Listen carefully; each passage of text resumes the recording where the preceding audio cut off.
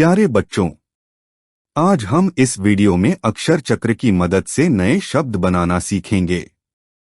कैसे? शब्द के शुरू में अ अक्षर जोड़कर। तो चलिए वीडियो शुरू करते हैं।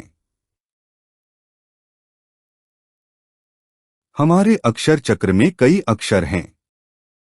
पहला अक्षर है स, ज,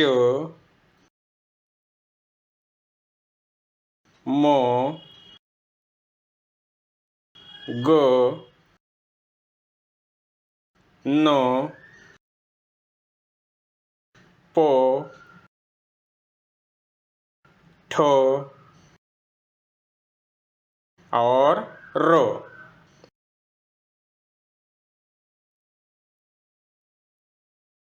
अब हम इन सभी अक्षरों से पहले अ अक्षर जोड़ेंगे और बनाएंगे नए शब्द। तो पहला शब्द बना आस, आज, आम, आग, आन, आप, आठ और आर। इसी तरह रोज पढ़ाई करते रहिए, सीखते रहिए। फिर मिलेंगे एक नई मजेदार गतिविधि के साथ।